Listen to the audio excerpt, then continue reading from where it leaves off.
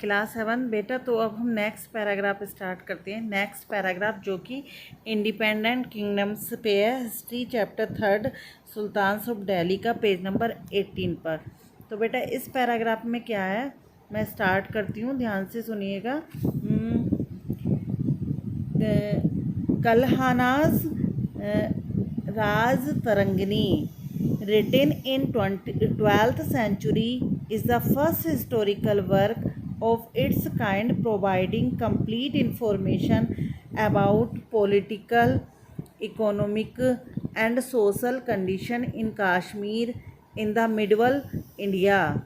बेटा इसमें क्या बताया गया है, इस लाइन में बताया गया है कि कल्हाना जो है राइटर थे। कल्हाना ने एक बुक लिखी थी जिसका नाम था राज Tarangini.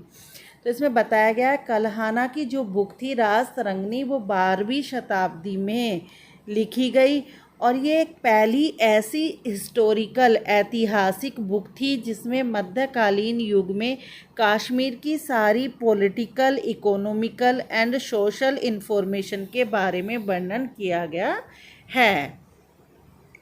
In the 13th century Kashmir was also under Delhi सल्तनत।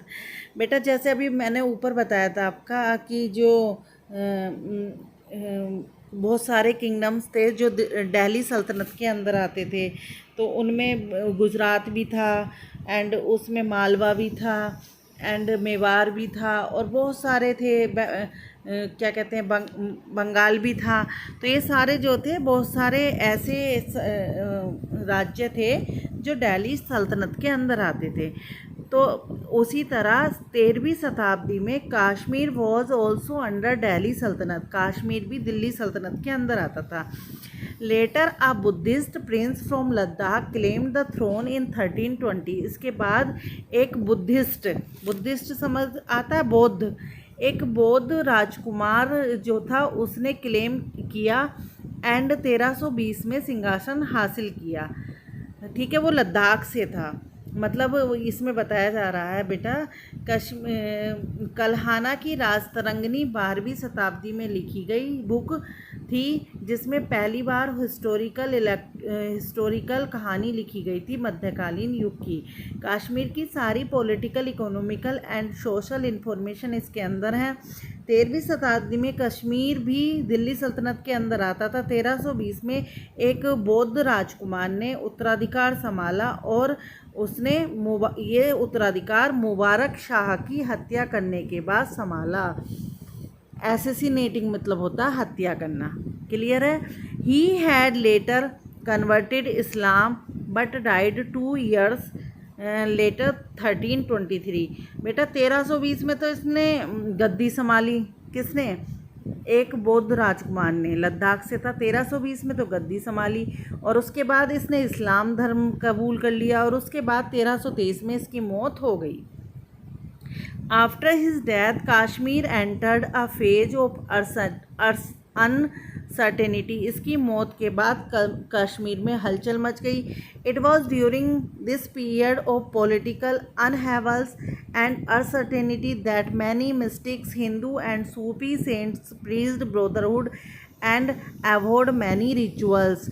तो बेटा जब यहाँ पे क्या कहते हैं हलचल मच गई, अनसर्टेनिटी आ गई जिसे कहते हैं हलचल मच जाना, कश्मीर में अनिश्चितता के चरण में जब प्रवेश ले लिया, तो यहाँ के जो राजनीतिक उथल पुथल थी उसके दौरान की घटना है कि बहुत सारे रहस्य थे। मिस्टिक्स मतलब बहुत सारे ऐसे रहस्य थे जो हिंदुओं के और सूफ़ी संतों के थे। जो सूफ़ी संत उन्हें कहते हैं जो उपदेश देते हैं भाईचारा के। तो ये बहुत सारी बातें जो थी, मैनी रिचुअल क्या होते हैं? बहुत सारे अनुष्ठान। मैनी रिचुअल्स बहुत सारे अनुष्ठान हिंदुओं और सूफी संतों के ऐसे उपदेश थे जो इस सब उथल पुथल में दब गए। One such Hindu mystics was Laldev. बेटा एक हिंदू रहस्य लालदेव के साथ खत्म हो गया। लालदेव ये भी हिंदू था। During this phase of turmoil तैमूर's general also took advantage of the situation and raided Kashmir. और इन सब टर्मोइल मतलब उथल पुथल, इन सब उथल पुथल चरण के दौरान तैमूर जनरलों ने भी स्थिति का फ़ायदा उठाया और कश्मीर पर छापे मारे और हिंदुओं को घाटी से भगा दिया। The Hindu had to flee the valley, और कश्मीर की घाटी से बेचारे हिंदुओं को भागना पड़ा क्योंकि तैमूर जनरलों ने इसका फ़ायदा उठाया और उन्होंने वहाँ पर छापे मारने शुरू कर दिए। कहाँ पर? कश्मीर की घाटी में।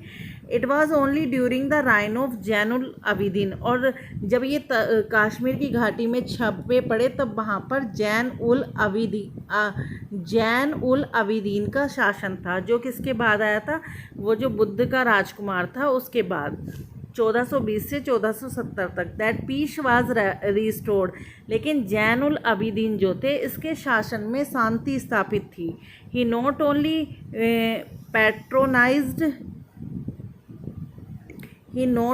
patronized the mystic saints, both Hindus and Muslims, and is rightly known as the बादशाह। उसने ना केवल हिंदू और मुस्लिम दोनों ही लोगों का ध्यान रखा, बल्कि उसने जो साधुओं के रहस्य थे, सूफी संतों के, हिंदू और मुस्लिम हो, चाहे हिंदू संत हों चाहे सूफी मुस्लिम संत हों, मुस्लिम संतों को सूफी संत बोलते हैं, चाहे वो हिंदू संत हों चाहे मुस्लिम संत हों। तो ये जो बंदा था बेटा, मैंने अभी जिसका नाम लिया था जैनुल अबिदीन, ये जो बंदा था इसने शांति बनाए रखी, and is rightly known as the badshah the great king. और इसको बाद में जब ये मर गया तो इसको किस नाम से जाना जाता था? बादशाह द ग्रेट किंग, क्योंकि ये एक अच्छा आदमी था। After his death Kashmir again entered a phase of political uncertainty, और इसकी मौत के बाद फिर से कश्मीर में एक चरण आ गया, किसका? उथल पुथल का, मतलब फिर से उतार चढ़ाव आ गए। In Deccan and south India an independent Muslim kingdom of Bahmanis had been founded in Deccan in 1347। Deccan and south बेटा, इन दक्कन में, साउथ में इंडिया जो था वो एक independent Muslim kingdom of Bahmanis had been founded. Bahmani के द्वारा दक्कन में भी एक फिर से किंगडम, राज्य की स्थापना हुई, जो कि एक इंडिपेंडेंट मुस्लिम राज्य था। बहमानी के द्वारा दक्कन में फिर से एक इंडिपेंडेंट मुस्लिम राज्य की स्थापना हुई 1347 में। During the reign of Tughlaqs and independent kingdoms had come to power south of the Tungabandra river। तुंगाबंद्रा बेटा, तुंगाबंद्रा रिवर, ये एक नदी का नाम था। तुंगाबंद्रा रिवर जो कि साउथ में है। तो ड्यूरिंग दिस राइन, जब ये बहमानी का राज्य हो गया, बहमानी ने एक इंडिपेंडेंट राज्य की स्थापना की, तो जो बेटा during the reign of Tughlaqs, तो यहाँ पे जो उत्तराधिकारी था वो तुगलकों का था। तुगलकों during the reign of Tughlaqs, जब तुगलक लोगों ने अपना उत्तराधिकार संभाला, तब इंडिपेंडेंट किंगडम है, तब स्वतंत्र राज्य जो थे वो सत्ता में आए। और जब जो पहला राज्य सत्ता में आया वो तुंगाबंद्रा रिवर के पास का राज्य था, जिसका नाम क्या था? विजयनगर। मतलब तुंगाबंद्रा राज्य के पास, तुंगाबंद्रा नदी के पास जो राज्य था, जो पहला स्वतंत्र राज्य था 1347 का, उसका नाम था बेटा विजयनगर। ये देखो। देन उसके बाद by the time the Sultanate rule declined, the kingdom was growing very strong, and the rulers of Vijayanagar had also replaced the Pandya in south। और उसके बाद जो है बेटा फिर से जो सल्तनत थी उसका पतन होने लगा, एंड राज्य स्वतंत्र होने लगे, और जो विजयनगर था उसको रिप्लेस करके पांड्या नाम से दक्षिण में स्थापना कर दी गई। द पोर्टुगीज मतलब पुर्तगाली। The Portuguese has gained military advantage. पुर्तगाली लोग जो थे उन्हें क्या हुआ? उन्हें मिलिट्री का एडवांटेज मिला, सेना का एडवांटेज मिल गया। समुद्र के रास्ते से सेना का एडवांटेज मिल गया पुर्तगाली लोगों को। And the Portuguese under Afonso and the Portuguese under Afonso Albuquerque जो था, Albuquerque had fortified Cochin in 1505। उसने जो है किला बंद कर दिया कोचीन में। मतलब ये जो बंदा था इसका नाम थोड़ा अजीब है बेटा, इसका नाम है अल्बुक्यूरक, जो एक पुर्तगाली था। पुर्तगाली जो सारे पुर्तगाली जो थे वो किसके अंडर में राज करते थे? अफोंसो अल्बुक्यूरक के। और उसने अफोंसो अल्बुक्यूरक ने पुर्तगालियों के साथ मिलकर कोचीन में 1505 में किलाबंद कर दिया। ठीक है, तो ये था बेटा आपका सेकंड पैराग्राफ। हिस्ट्री थोड़ी टफ होती है बट कोशिश करना आप जब इस चैप्टर को पढ़ लो। जैसे मैंने अभी जितना पढ़ाया था उसकी PDF भेजी थी मैंने हिंदी और इंग्लिश में, तो आपको समझ आई। ऐसे ही जैसे मैंने ये पढ़ाया है अब तो इसकी भी PDF मैं आपको हिंदी इंग्लिश में भेजूँगी, तो शायद आपको ये इंडिपेंडेंट किंगडम तब ज़्यादा अच्छे से समझ आएंगे। अब बेटा नेक्स्ट आपका टॉपिक है तुगलक्स, जो कि पेज नंबर 19 पे है। उसको मैं नेक्स्ट वीडियो में अपलोड करूँगी। Thank you.